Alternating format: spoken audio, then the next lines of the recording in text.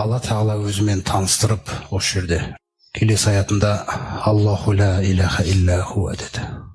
Аллах, одан басқа тәңір жоқ. Мына сөз, Аллах, одан басқа тәңір жоқ деген сөз үшін жаралған күллі жаратылыс. Бір періштелер сол сөз үшін жаралған әлі сәждеде жатыр. Бізге ондай өмірді қаламады Атала. Бізге 5 уақыт ұстап бер, арасында өмір сүр, өркениет тұрғыз, білім тұрғыз, тағы қалалар тұрғыз, проблема жоқ. Пайдалан, мен кеңмін, тек іргетасың дұрыс болсыншы. Әйтпесе мен бәрін құлата салам дейді ертең. Сондықтан бізге өмір сондай. Біздің күллі клеткамызда, бойымыздағы әлсіз тұстарымыз бар, тағы басқа тұстарымыз бар, бәрін қадағалап, қамқорлығына алып қойған.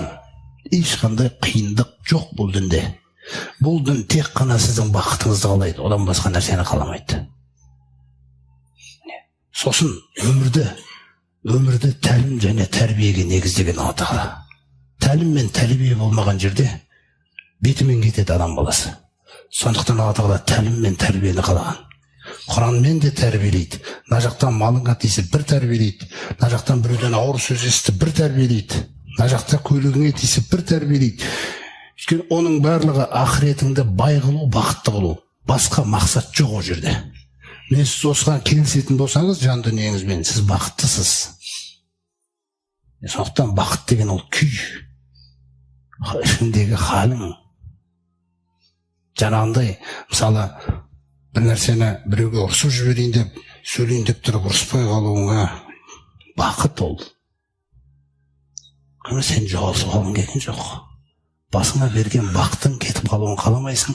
Абдулла ибн Омар радиаллаху анху софада тұрған кезінде дұға жасайды. Соны Нафиғ деген жаңағы табиғи жеткізіп жатыр. Софада тұрған кезде дұға жасады дейді. Аллахумма иннака культа фи китабика удуни астаджиб лакум. Аллах Тағалам, сен өзіңнің кітабыңда айтқан едің, менен сұраңдар, мен сендерге жауап беремін деп. Ва иннака ла тухлифул миада. Расымен де сен уәдені ешқашан бұзбайсың ғой. Ва инни ас'алука кама хадайтани лил ислам. Мен расымен де сенен сұраймын, я Алла Тағалам, мені осы тура жолға, исламға салғаныңдай, маған мұқтаж болмаған күйде. Маған еш мұқтаж болмаған күйде мені осы тура исламға салғаныңдай. Әллә тәнзираху минни. Оны менен алып қоя көрмеш дейді. Қараңыз, не айтып отыр. Не қорққан, бір қате сөзімнен, бірден кемнен алып қоям екен деп қорқады екен сайлақ адамдар. Соны менен ажыратып алып қоймашы, хатта татаваффани, жанымды алған күнге дейін. Ва ана муслим. Менің жанымды алған күні мұсылман болайыншы мен дейді. Қараңыз, не айтып отыр.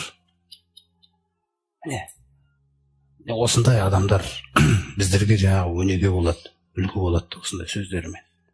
Сондықтан Алла Тағала, ол Аллах, одан басқа тәңір жоқ. Лахул асмаул хусна. Ең жақсы есімдер оған тән. Қараңыз, қалай өзіне қарай бұрады сізді. Көктердегі нәрселердің бәрі менікі дейді. Жердегінің бәрі менікі дейді. Екеуінің арасындағы менікі, жердің астындағы менікі, күллісі менікі. Күллі көркем есімдер маған тән дейді. Күллі пәрмен күш маған тән, дүниеде ақыретте маған тән дейді. Қараңыз, сізді өзіне қарай қалай паш етеді ұлылығын сізге, сіз оған қарай құлау үшін.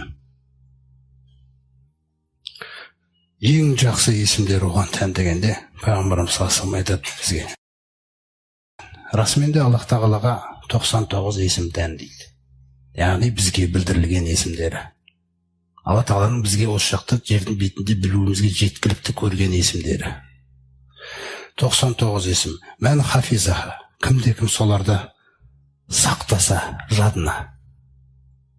Яғни ол біріншіден сіз оны жаттап алуыңыз. Сосын жадында сақтаса деген сөз, әрдайым жүрегіңмен бірге өмір сүру керек. Ва ақсоха дейді, ва мән ақсоха дейді бір жерде. соны шамасы келген шамалға асырса дейді. Сосын күллі 99-ын дейді. Дахалел жәнна, жәннатқа кіріп кетеді дейді. Мысалы ғұфур деген есімі өте кешірімді. Жүрегіңізбен қалай істейді? Қай уақытта керек ол? Бір қателік жасап қойдың, бірден кешірім сұрайсың Алладан. Алла Тағала жаныңды жуып жібереді, таза қылады. Екінші тұрғыдан, біреу сізден кешірім сұрайды. Біреу сізден кешірім сұраған кезде, сіз оны кешіре алмасаңыз, сіз бұл есімді қастерлемеген адамсыз. Сен қалай оған кешіре алмайсың, өзің мына жақта кешірім сұрайсың қазір? Қай бетіңмен? Неге сен Алланы өзіңнің ойыңдағыдай қылғың келеді? Неге? Ол айтылды ғой, ол сен жаққа ешқашан өзгермейді. Сен оған қарай өзгеру керексің. Сен Алланың құлысың тәрбиесіндегі. Кешірімді ма Раббың? Кешір бәрін. Рахымды ма Раббың? Рахымды бол. Бай деген есім ғанийюн, мұқтажсыз бай. Не деген сөз ол?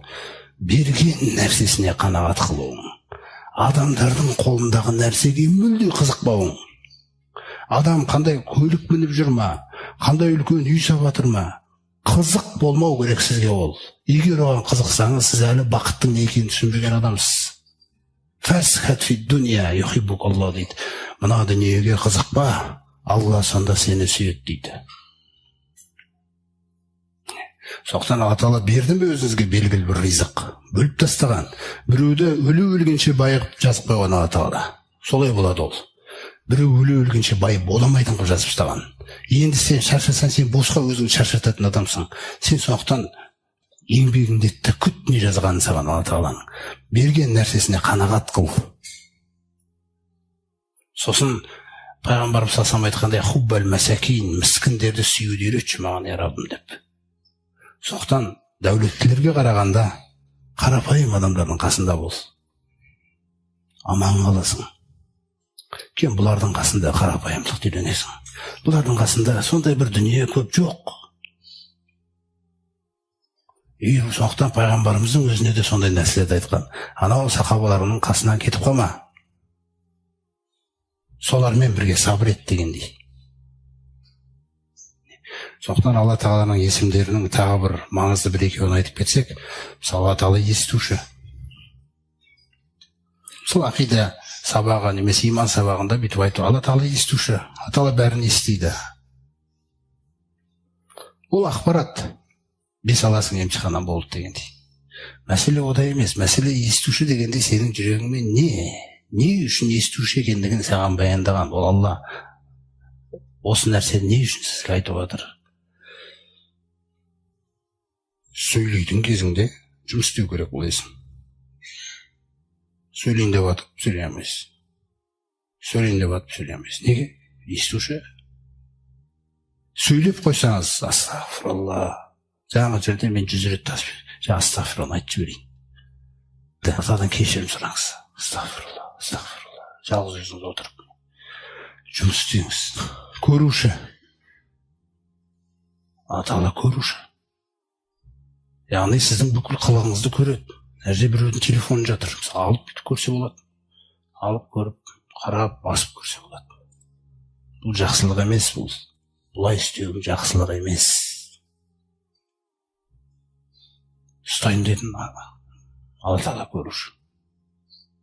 Аманат деген қасиеттер, тағы да басқа қасиеттер көріс қой. Сондықтан бір нәрсе бір жерде құлап қалса, қашан қоғамда бір кварталда бірдеңке құлап қалса, сосын сол адам қайтадан келіп өзі келгенде сол жерде жатса, міне салиқалы қоғам деген сөз. Осыны Алла қалайды осы есім арқылы. Сол үшін сенің жүрегіңде өмір сүру керек. Көруші, естуші. Сосын айтады, алимун бизати судур, ана көкірегіңдегі нәрселерді білем дейді мен. Біреу туралы жаман ойлама дейді. Өйткені сен қазір жаман ойлап отырсың. Сосын ол саған келетін кезде сен амандасамай қаласың. Көрдің бе? Не басқарып кетті сені? 5 уақыт намаз оқып жүрген адамсың негізі. Талай Рамазанды ораза ұстағансың. Қараңыз қалай біз әлсіздік танытамыз. Жаңағы ой ойладың, ана келатқанда жамандасаң айтырсың. Кімдіксің сен? Бұл ер емес, бұл Алланыкі емес. Сен өзіңдіксің. Сондықтан жамағат бақыт деген нәрсе қорытынды ретінде сол Алла Тағаланың разылығы, әрдайым сол Алла Тағаланың разылығын көздеу керексіз болды. Сосын Алланың сізге мынаны істе дейтіні бар, сосын мынаны істеме дейтіні бар. Осы екі нәрсе арқылы сізді бақытқа апарады. Істеме деген нәрсесінде жауап бере алмай тұрсаңыз, сол жерде 1 жыл, 2 жыл, 10 жыл тұра беруіңіз мүмкін бейтіп. Тежегіште тұра береді, ол болды. Алла Тағала өзгермейді, сен өзгермейінше. Сонда да өмірің біраз заяға кетіп қалады. Сол секілді мынаны істе деді ме, оны істемейінше де ол саған бәрі алдыңда тұра береді. Сосын осы екі нәрсе қияметте келіп сұралады. Сондықтан Алла Тағаланың разылығы, әрдайым естідім деп, ойсындым деуге, өзіңді тәрбиелеуге тырысуың, осы сіздің бақытыңыз дүниедегі және ақыреттегі. Сондай-ақ ешқашан сүрінген кезіңізде, қиналған кезіңізде, дөңгелекпен бірдеңке болғанда, машина жүрмей қалған кезде, тағы да басқа қандай сынақтар болды, Алланың даналығымен істеледі. Сол жерде біз мимиканы дұрыс сақтау керекпіз. Біліңіз, сізге ақыреттен үлкен бір сыйлық келіп жатыр. Қазір сіз не ұмытасыз, не босқа кетеді мына сынақ. Босқа кетіп қалады мына сынақ. Сондықтан пайғамбарымыз саллаллаху алейхи ва саллям айтады: «Инналлаха иза ибтала ал-абда». Алла Тағала сол бір құлды сынаған кезінде яқулу лил малаки аллази яктубу амалаху. Әлгі күнде амалын жазып жүрген періштеге айтады дейді Алла Тағала.